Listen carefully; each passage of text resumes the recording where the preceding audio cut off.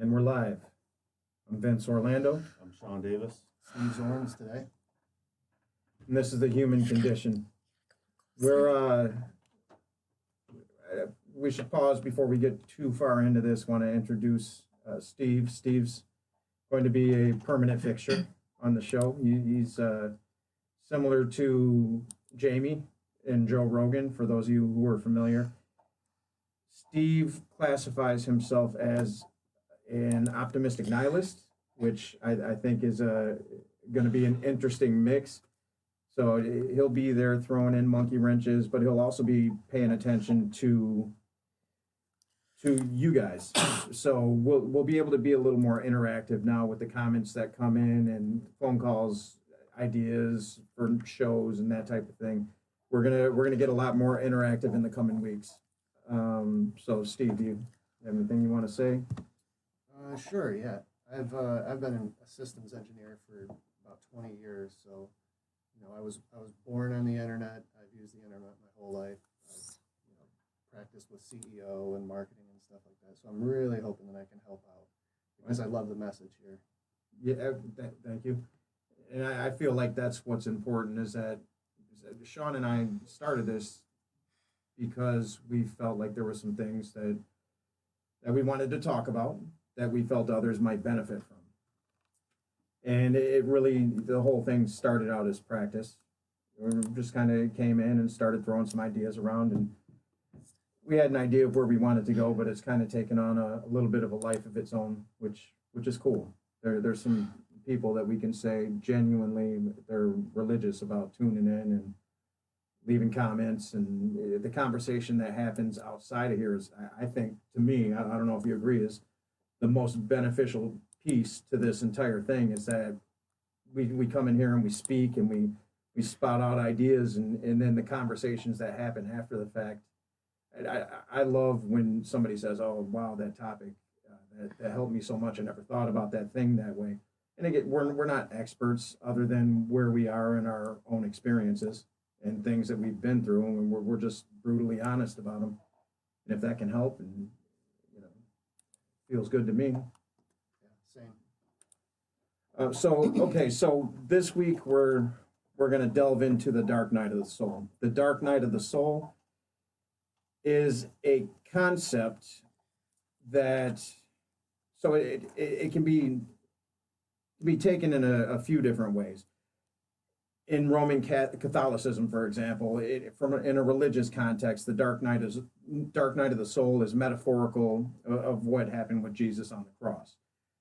Everything falls apart. You essentially lose your life. Everything that you know to be real, to where it's, my Father, why hast thou forsaken me, on the cross, before you can make your union with God. In a spiritual context, the dark night of the soul is,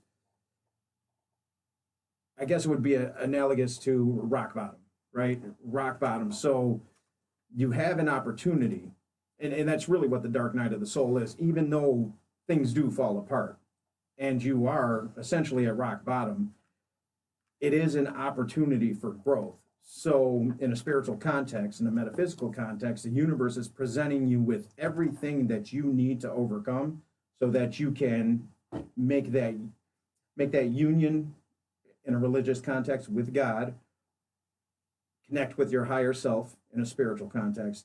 It's really happening for you, not to you. And that's a big concept in unity. Things happen for you, not to you.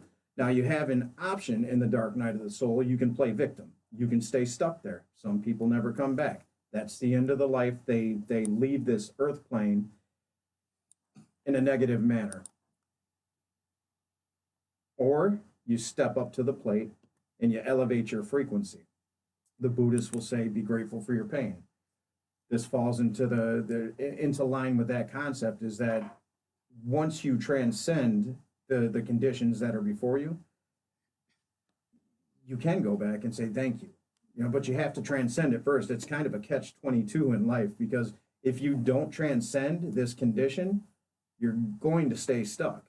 I know I stayed stuck for a long time. I was a finger pointer. I blamed the world. Never had anything to do with me. It was always out there. Always had somebody to blame, until my son was born. When my son was born, that ego started to dissipate, but I was stuck, and I could have died more times than I'd like to even talk about right now. But Have you had one recently? I think I have them.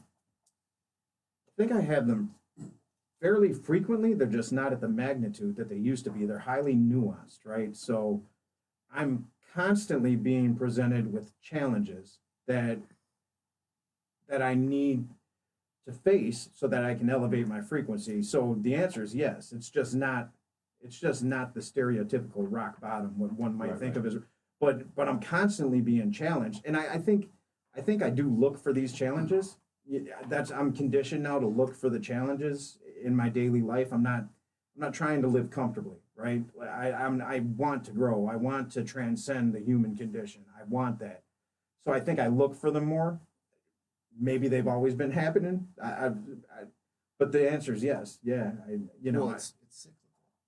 Well, it is. I mean, that's what Buddhism literally says. Like you might find, what do they call it? Nirvana. Nirvana. Yeah. But you're only going to be there for a set amount of time. Got to come back into the skin. You got to hit back to the bottom. Right.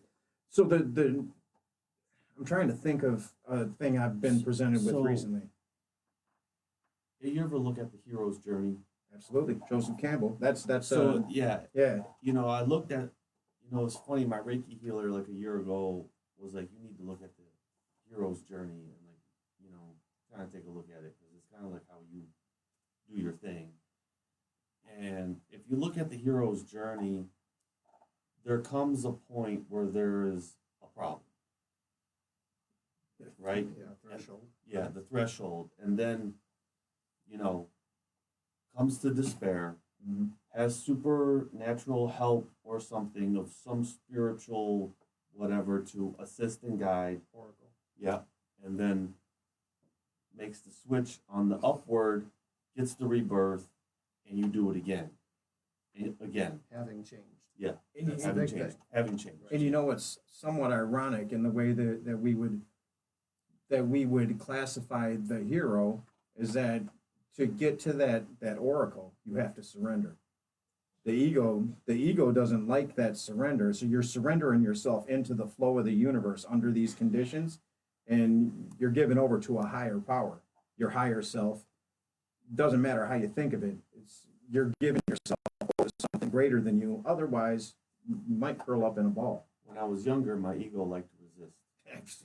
As I got older, I learned that the quicker I surrender, the faster the spiritual change. Yeah. But as I've gotten older, it seems though the surrender takes like a different form. It's not. It's empowering. It's different. It even causes like a depression. I know that feeling. And something has to change. And it's funny because I was like last couple of days, like I feel a shift coming, like a huge shift. And in that shift, there's like some sort of depressive state that goes along with it. And that's the thinking portion of it. Yeah. And I'm praying, and my guy's like, don't worry, I got it all taken care of. I'm with you on this shit. Just relax. And he goes like, I don't know. You're up here. Right. And I'm up I here. don't know. Maybe you don't. And so like I want to let it go. Yeah. I want to release it, and I will momentarily, but then it comes back. Right. I was thinking on the way here, I'm like, I just feel like hopping a fucking train, dude, to anywhere but here. Yeah. And Yeah, end up where you end up and go have an adventure. And that's not, there's something to be said about just doing that. Well, hell yeah. I mean, there really is. I don't think. So you said it in the way that matters because there's escape, right? Where I'm just running away from everything. You don't know what you're running to. You're just getting the fuck out of there. That's different than I'm going on an adventure. Right. Like, I'm going to put myself out there. I'm going to just dive into the flow of the universe. The universe is telling me do this now. Don't know why, but I'm in it for the adventure. And then there's the running is, that's where the alcoholism, the addiction, Right. That's the running. That's the unhealthy part. And that's where you get stuck in this The problem dark is night. alcohol always followed me. I may try to run from the drink Or and the did you drug, follow it? but it always like, you know, I could do that geographical cure shit, but there was no cure because it always found me. Wherever you go, there you are. Fucking A. Yeah. I go through them constantly. I still battle with the symptoms of PTSD, right? And there's times where I'll walk into my house, and there's something, abandonment played a much larger part in my life than I would have ever understood without the therapy that I've gone through, and got to this point because I was always stuck on the surface trauma, right? Where I watched my dad trying to kill my mom, and I snuck out the window. All that we've talked about this before. I thought that was it, and then the physical abuse. I thought that was it, but it really boils down to I didn't feel attached to my caregivers because they weren't present all the time. My mom was, but she could only be in portions to where, she had to hide it because otherwise she'd get her ass beat by my dad. So I grew highly unattached. And what it is abandonment. So it's weird where I'll feel either I'm abandoning somebody or something, or I'm being abandoned, and it comes on like a ton of bricks in a way that's not healthy, and in a way that a person who hasn't dealt with PTSD would probably never understand because it doesn't make any goddamn sense that it would just hit you like that. But there's been times where, and there's this one time specifically that led to a bender, a PTSD infused bender. I hadn't drank in I don't even know how long, but I dropped my kids off at school one morning, and I was driving home to start my day. I don't know what was going on in my life at the time, and I remember pulling into a Walgreens. And this has only happened twice in my life where I disassociated, sober, blacked out. Woke up, I don't know, it was a couple weeks later on my couch. Really, it hadn't gone that long, and I had to go back through my bank statements and see where I was going to the store. It's never a good thing. But I got hit. I don't know what happened, but I was all bruised up, and Was this when you got hit by the car? Yeah, and my cousin's like, you got to go to the hospital. I didn't know what had happened, but I say, and that's a story and whatever, but that's one of those times, and my blood alcohol level was like 0.49. Oh yeah. I was half dead. Yeah. So, but I don't remember any of it. None of it. I don't remember. I remember pulling into the store. Don't remember going in. Don't remember anything. Probably for the best.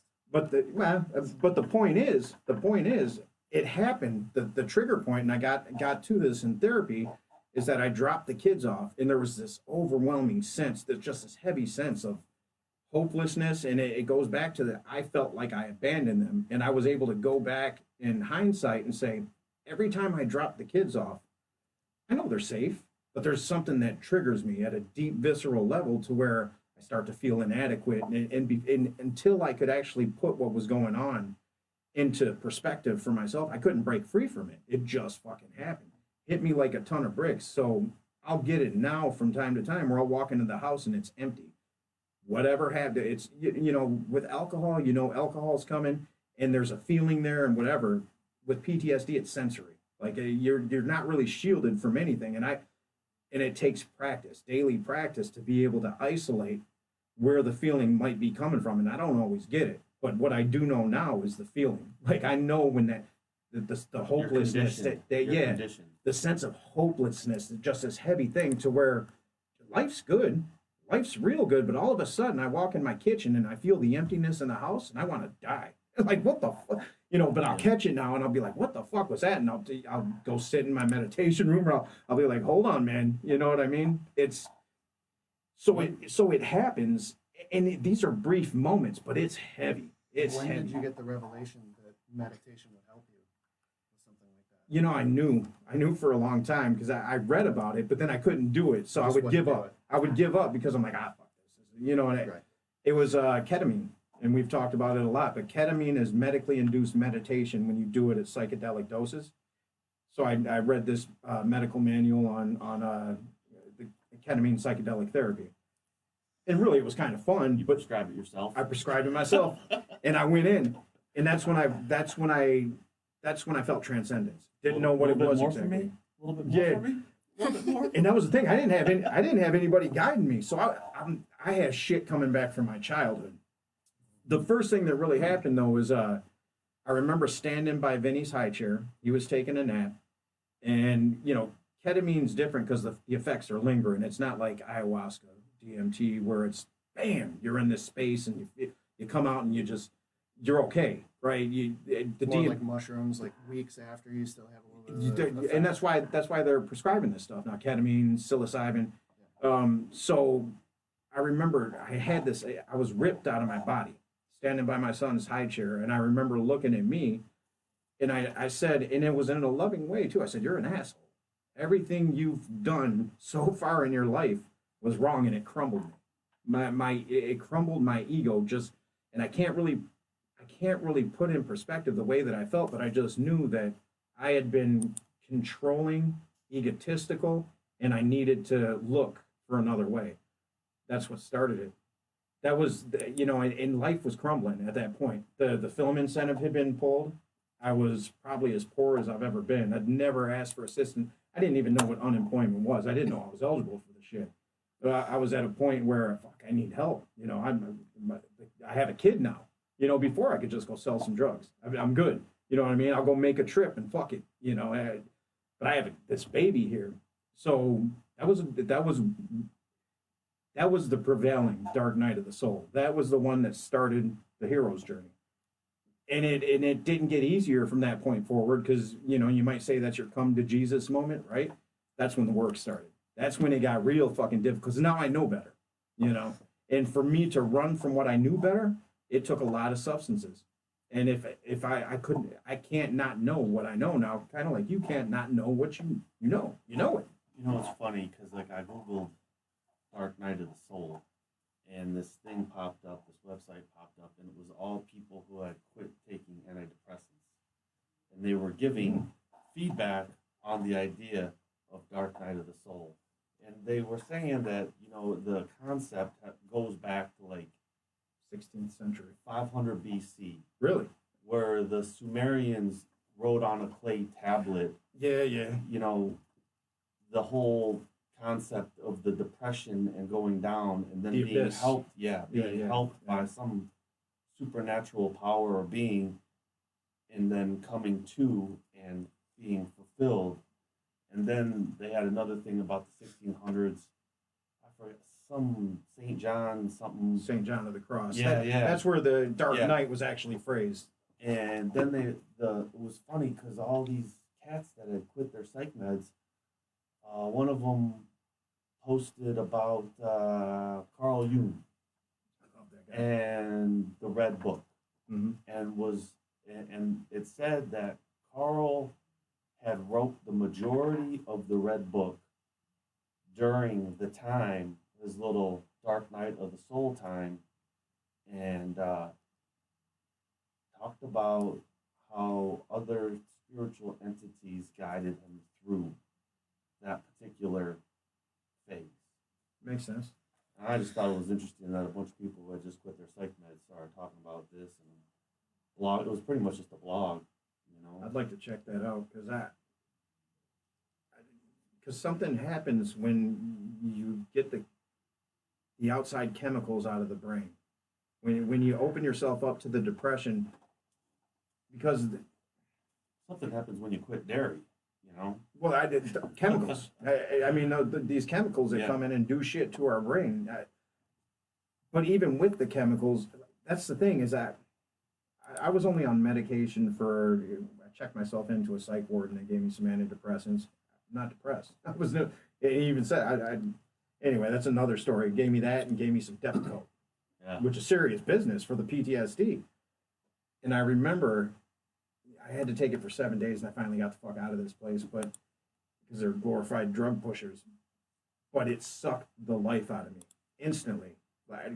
Prior to that, I checked myself in for obvious reasons, right? So I'm going through my shit, going through heavy shit.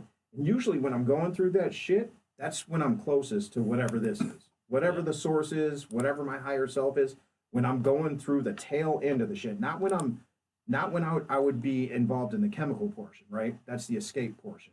And I'm getting these little instant gratification moments to where I can feel like, oh, I'm connected to something. And then I would go get more and more and more. It was after that part. So I had beat my ego into submission. I had no ego to hide behind anymore because I destroyed everything around me. everything around me, including myself, the person that I am. I would lay around on my couch and puke like a fucking slob. You know, completely the antithesis of who I am or who I thought I was. I would be that. So my ego's beaten into submission. I have nothing to hide behind anymore. Now I got to go to the people I love and say, I'm sorry for being neglectful because I was beating myself up. But the ancillary effects of that, the collateral damage was, well, I couldn't be there for my kids in the way I wanted to during that time, or the mother of my kids, or whoever was in my life that mattered. So that would happen. The ego would get beaten to submission, and just like that, I would stop. There was no drive towards chemical. There was no drive towards anything other than whatever that is. And I would go through a 3 to 5 day period where the best writing I could possibly access was coming out of me, poetry, emotions that were foreign prior to going into this state. And that was without no drugs, no chemicals, no nothing. It was just me minus ego in touch with whatever that. And I always said, I want to get to that. I want to be that guy full time. That's what I'm trying to access. And the quick route there was beat your ego into submission because you're too egotistical to let that shit go. But that's the embracing. And I wasn't embracing it intentionally, but that's the embracing of the dark night of the soul, because in order for it to serve you, you have to embrace the shit. You got to go in head first and say, let's do this fucking shit. Whatever it is you got for me, I know it's for me. Let's fucking do it. And I've gotten to the point now where I can do that. And luckily, it's not shit that's too heavy, because I think about the worst shit that could happen to me, and that's what helps keep me on a straight and narrow path is that I know the one thing at this point that'll rattle me to my core if something were to happen to my kids. And I know the universe consistently has said, I'm going to smack you in your fucking head. You're not using your gifts. I'm going to smack you in your head. I ain't going to kill you. You're going to feel like you're dead, but you better get off your fucking ass and do what you're here for. Get in that room and start writing. Go speak. Go do this shit. The only thing that's going to rattle me to the point is if something were to happen to my kids. So every day I'm like, being fucking lazy, man. Being lazy. Get off your ass. Do what you need to do, because you don't need that slap. That's struggle. Yeah, and that's the struggle I don't want. So it keeps me motivated to not, because I've navigated through a lot. You've navigated through a lot. We all navigate. If we're sitting at this table. You ever do any Kundalini yoga? Yeah, and I'm not good at it. No, it takes a lot of work. Yeah, absolutely. But a lot of the energetic stuff that goes on there is on what you're doing is providing a force field. A lot of it is you creating protective energies through these poses and these breathing. I thought the breathing, some of the shit was just out there. It was just hard. Yeah. You know, like breathing out, like breathing in and out of your nose as fast as you can, as hard as you can, in some gut tightening position. So you feel like you're gonna pass out. So hyperventilate. It's something. It wasn't hyperventilating. It was just. Have you ever heard of box breathing? Yeah. That's by the Navy SEALs. It's 4 seconds in, 4 seconds stop, 4 seconds out, 4 seconds stop. Repeat. You do that? That has gotten me out of a lot of panic attacks. It's in the nose, out the mouth. Either or. 4 minutes hardcore. No, 4 seconds. 4 seconds. 4 minutes, you might die. Shit. If 4 you can do that, seconds. you're a Navy SEAL. Yeah. Spiritual experience. Yeah. But that's how they get over the very stressful stuff that they have to do every day. Breathing is so hugely important, and it's such an easy thing to do if you put it into practice, but it just seems so, even to me, and I know I read on it, I'm educated on the effect of the breath and how that levels you and the physiology of it, how it opens up the blood vessels and the flow to the brain, but I still reject it. But you're going to tell me that I'm 40 years old and I don't know how to breathe? Right. No, it seems ridiculous. Yeah. Just breathe. I remember when I being in therapy, when I grew up in group homes and shit like that, and I used to hate when they would say, just breathe. I can't breathe because this motherfucker did this or that. And I would get so pissed off, and now I know the effects. Like it really is, and you do get stupider, literally, because the blood flow changes and your IQ drops a couple points. when you get angry. You get all I have to do now when I get to that place is it's literally step away and breathe. And when you come back into whatever it is, if you do come back into whatever you were presented with, it doesn't feel so bad anymore. No, it's just a different form of grounding. Right. You know, Yeah. grounding. You know, there's different techniques you can use. You know, a lot of different healers will say, you know, imagine your feet, putting your feet on the ground, and then you extracting the energy from the center of the earth up into your body while you're doing certain breathing exercises and stuff, and release all that fucking with you. Yeah, You know, yeah. fucking with you. You know, it was funny. Like, dude, I was on antidepressants for a long fucking time, and I got kind of sober, you know, at 23, and I just laid in bed for like 6 months. You know, typical post, acute withdrawal Withdrawal syndrome. symptom. You know, I was sad. You know, you're gonna go through some depression and shit. The brain's trying to heal, and went to go see the psychiatrist, and you know, it started out with a little something something, and now, like, man, I was on like lithium, Depakote, and like Zyprexa, Damn, and like, that's a cocktail. fuck yeah, I couldn't wake up before noon. Shit. You know, like I literally, legitimately could not wake up before noon. I don't know, you know, and then I had to go do 9 months in Oakland County Jail, and I was still taking the shit while I was in there. It was a little different because I got to be trustee and I had to wake up at 4 a.m. Somehow, some way, they just switched the time with the meds and shit. And I get out, dude, and I took that shit from like 2002 to 2016. God damn. And there was a few times that I was like, well, I'm just going to stop taking my meds. And I didn't know you just couldn't stop taking lithium. And like instant relapse. Instant fucking relapse. Really? Like, boom, out. And then I would try to like lean off myself. And then usually like a relapse would happen. And I would be marking things on the calendar. And then I would like black out in the middle of the day because I'm an all day drinker. And I'm like, then I couldn't remember if I took my meds or not. And so next thing you know, all hell's breaking loose. Your shit's But all over the you know, place. it was interesting because like I really manifested this shit with my God. I was like, look, it's time. It's just time to fucking not do this no more. I just don't want to do it because I had switched. Now I was on lithium, Depakote, and Seroquel, and even that shit. Like I just was like, you just can't feel your source 100%. I could feel it. My source was strong enough for me to feel it, but you're not getting full access. You're chemically blocking it. Pretty much. It's the same.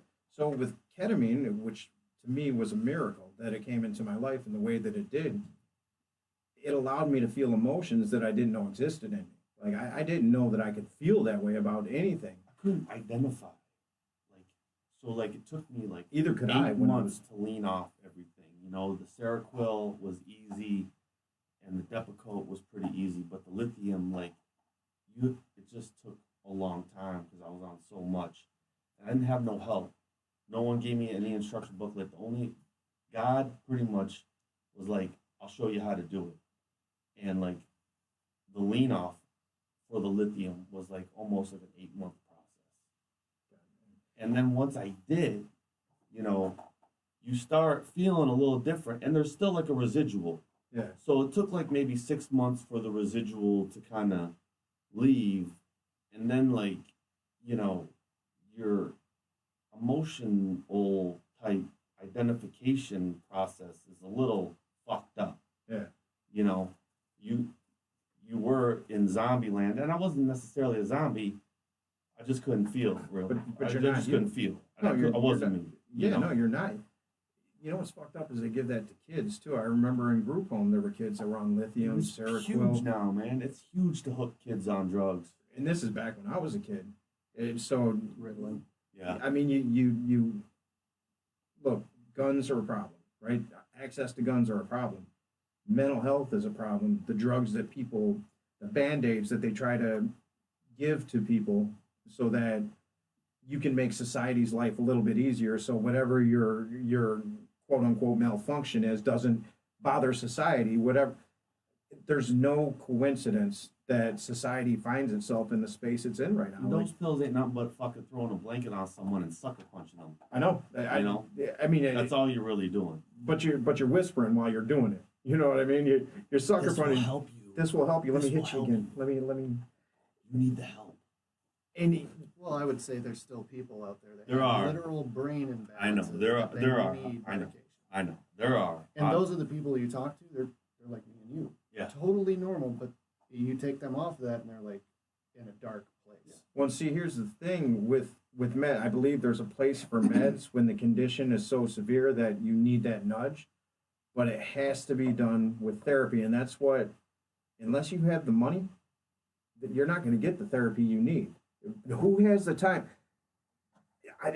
It was my son. It was the birth of my son, and then my daughter furthered that.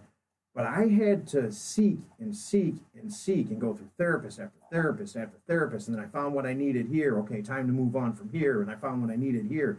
And I work daily. I got a calendar that I mark things off, and it takes such an extensive amount of work. And where does that revelation come to where you feel like, number one, I'm worth the work, right? Because for years I didn't feel like I was worth the work. Fuck me. The majority of people don't want to do the work. And that's the other part. So where does And that pills come? are easy. Right. You know, so I get to that place, the dark night of the soul, right?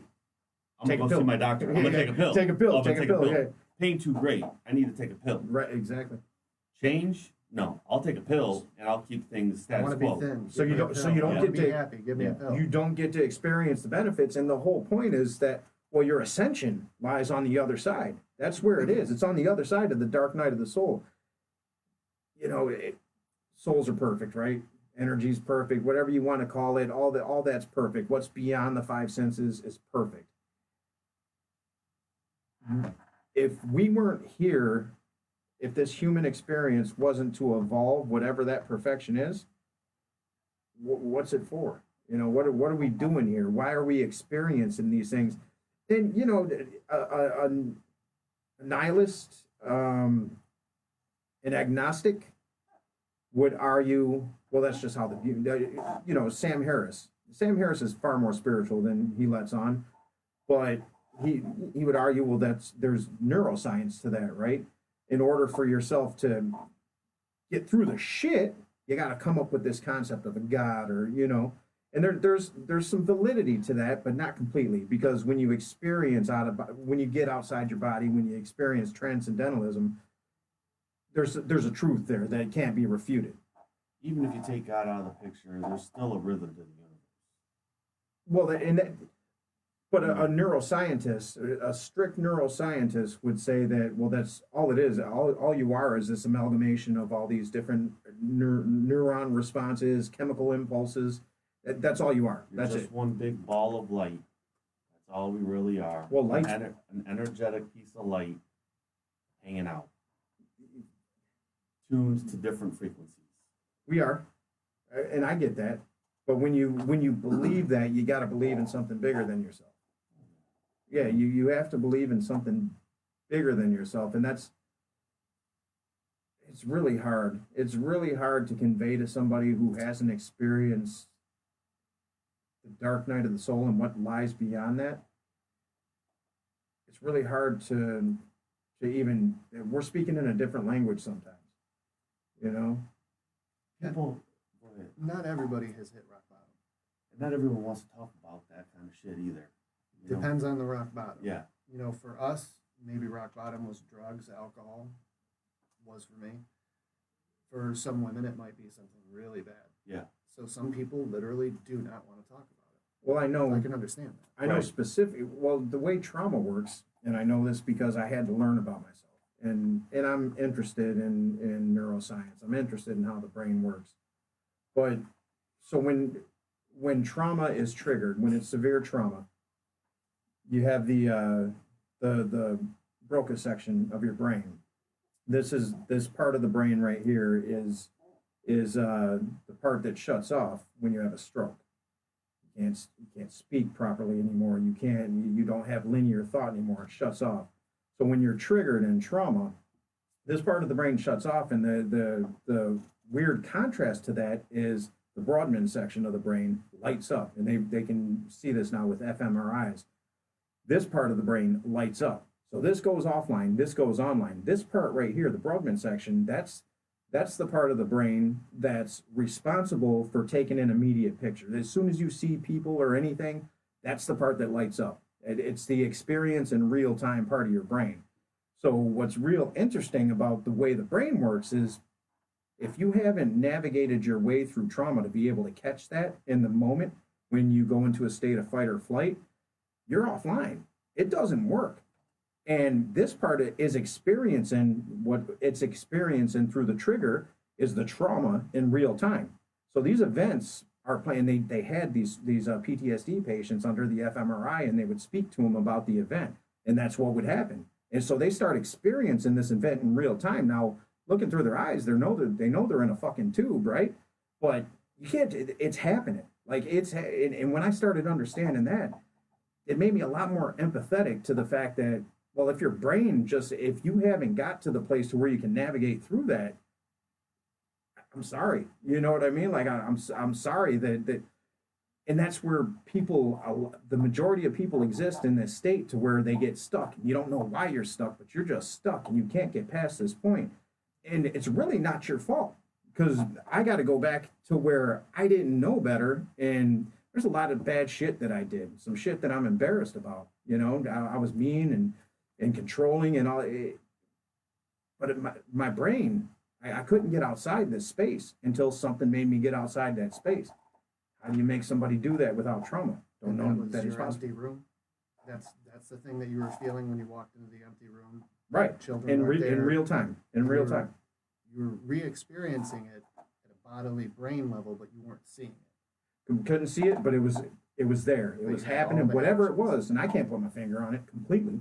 You know, Eastern philosophy, they believe that the trauma is stored in the body, and it's even stored in your organs. Absolutely. Engrams. Yeah, and that's why, like, you know, one of the senior clinician supervisor who's been doing, like, you know, martial arts for like 40 fucking years, probably longer than that, since 1970, 69, and he knows a lot of different stuff, and he was one of the first ones to actually bring in like EFT, you know, emotional regulation, tapping certain points, pressure points on the body,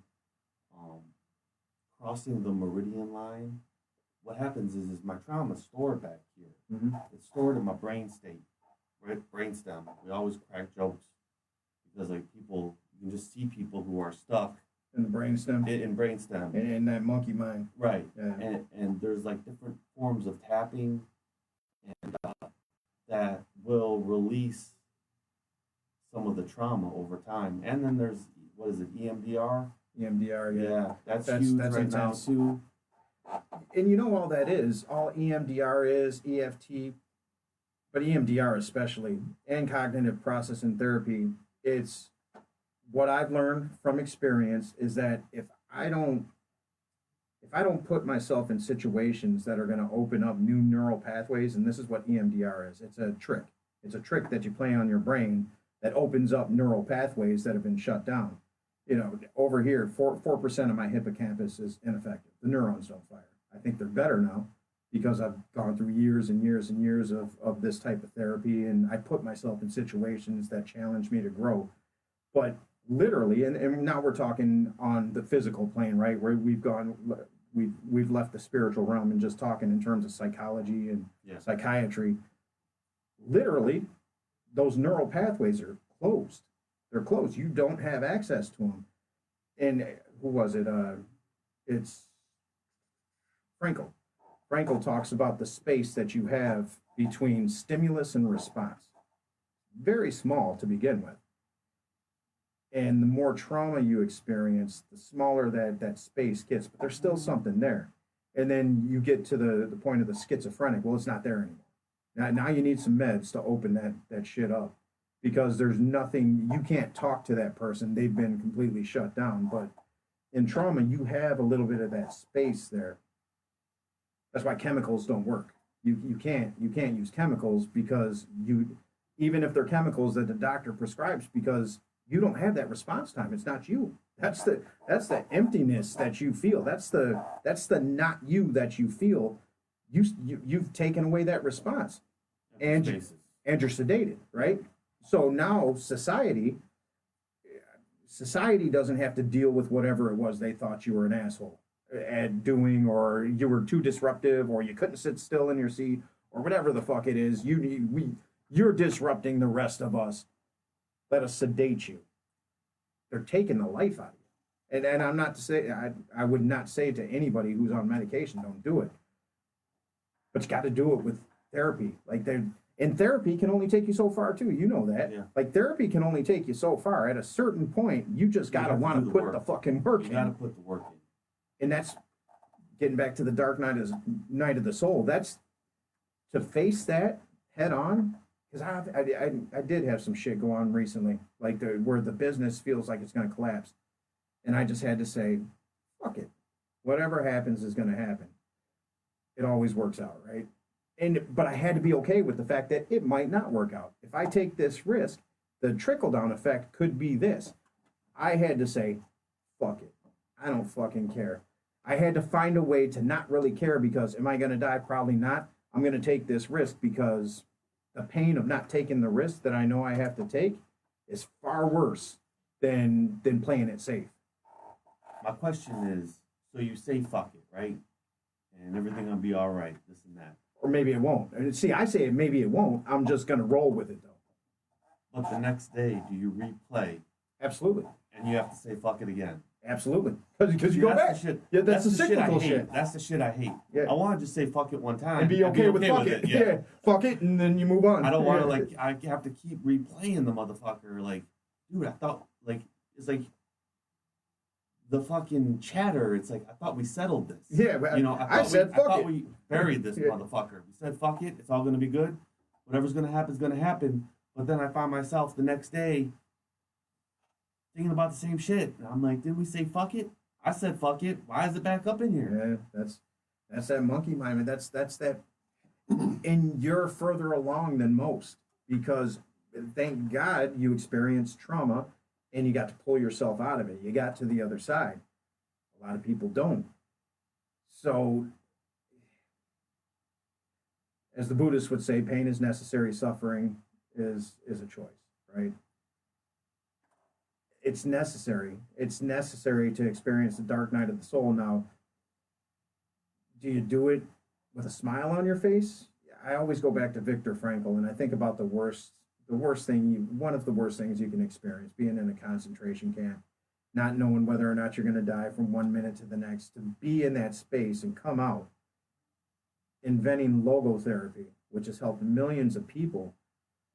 That is the epitome of what the dark night of the soul is. That's the extreme version of, I'm here, but you're not gonna imprison my spirit. I don't give a fuck I don't care. You know, in Unity, the saying, there's a power inside of you that's greater than anything that exists outside of you, which is true. And if you go in, you can navigate your way through anything. In Viktor Frankl, Man's Search for Meaning. If you have a why, you can overcome pretty much any how. But people lack the why. You get caught up in the depression, and the why starts to dissipate, and now you're just stuck. So why not pop some fucking pills? Why not? That's the fuck it. That's most people's fuck it. And that's the negative fuck it. Because with PTSD, my fuck it was always negative.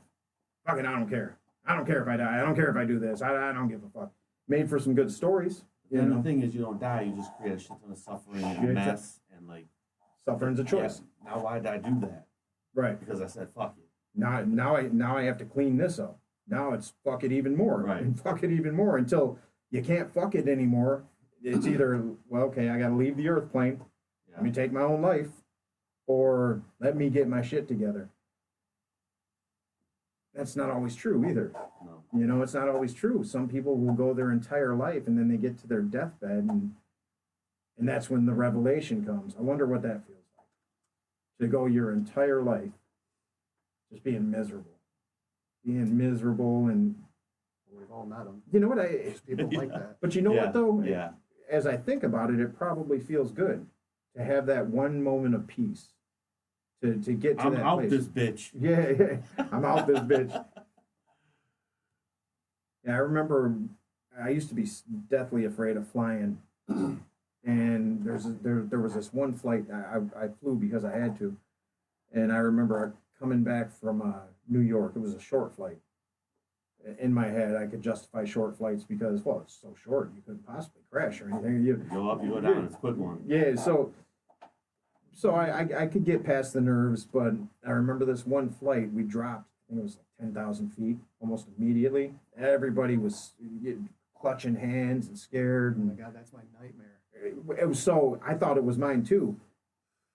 Other than coming out of these PTSD alcohol infused benders where the ego was gone.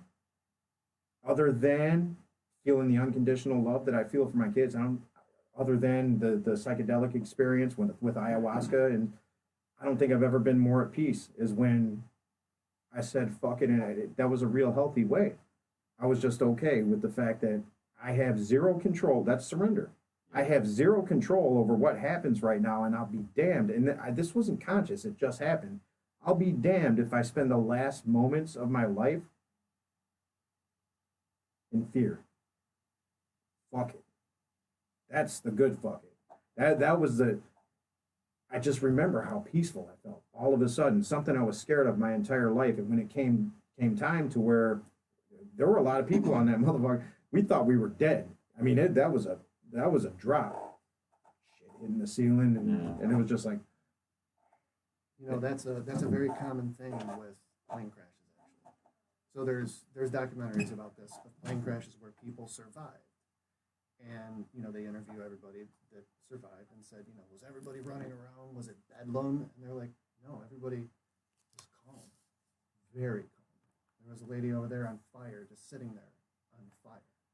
And not going like this or anything, just on fire. There's an acceptance about your fate. Acceptance, when your surrender. fate is 5 minutes away, there's a lot of acceptance. Now think if you could live your life like that. If you could walk into these challenges every day, walk into these challenges and in the peaceful way. Fuck it. Whatever happens, happens. And that, you know what that takes? That takes absolute faith in that things are happening for me, not to me. You got to get out of the victim mindset. I lived in that victim mindset for so long. Oh, why me? Why me? Why did I grow up like this? Why did this happen? Why can't I get this right? It led straight to the abyss. It just every causes time. anxiety because you feel that your life is wrong. It's rather the than cycle. the things happening to you were wrong. Your life is wrong, And you give and up you your continue power. to act like that Well, forever or behave like that. you completely give up any power you actually do have by blaming the world outside of you. Because if everything that you are and everything that you've experienced is as a result of everything out there, how the fuck you can't change it? You have no power to change it because it's not you, right? I can't live that way. I have to take responsibility. I have to find a way to give that peaceful fuck it. That's what I want every day. I don't have much interest in any. I used to be money driven. We talk about it all the time. Money driven, women driven. You know, that power driven, fame driven, driven by all these things that mean absolutely nothing to me now. I love the Charles Bukowski quote, and I'm paraphrasing, but I have zero interest in things that have no soul. None. Like when I'll sit in some of those motivational classes sometimes, and well, what do you want to do? I just want to be a light. What does that mean? I just want to illuminate my space every day. I want to find a way to illuminate my space a little bit better than I am today. I just want to, and before I go, I would like to embody Christ consciousness, whatever that is, that space on the other side of the dark night of the soul, that space just before you come into that divine union with whatever that source is. I want to feel that. That's the goal. I don't have much else that I want to do. I think it's pretty You don't flighty. get to feel that 24/7. No, but I want to feel it once. You know, maybe I did when that plane was going down. I think we feel it. I think we come through times in our lives where we feel that peace. The thing Yeah, is, that's true. Yeah. you know, I always try to extend it because I know when I'm in it, and I can recognize when That's I'm in that the space. flow. The flow. Right, right. The thing is, I always try to extend it as long as I can. Mm-hmm. Sometimes I'm successful, sometimes I'm not. But you know, it does come to an end. And the thing is, that's the end. And then you go through it again until you get that The cycle. the cycle, The cycle. Yeah, Yeah. that's the journey, the journey. right? Yep. And maybe it's a daily thing. Well, and that's what Yeah, you. That's absolutely. really what you have to embrace. Because you wake up every day, you go to sleep every day. It's the same thing over and over unless you change something about it. You gotta change it all the time. Well, and that's the concept. So non-attachment gets a bad rap. When I talk about non-attachment, there's people that don't want to hear that. Girlfriends don't want to hear non-attached. What does that mean? You're non-attached? Yeah, you know what I mean? But non-attachment. All to me, non-attachment is an extremely romantic concept. Even though it can seem nihilistic, I'm not attached to anything. It's not that. All non-attachment is for me, and I believe in the ways that the Buddhists perpetuated the concept, is the embracing of impermanence. I know that there's only one absolute truth to this human experience, and that is that everything here is impermanent. Try to fall in love with that.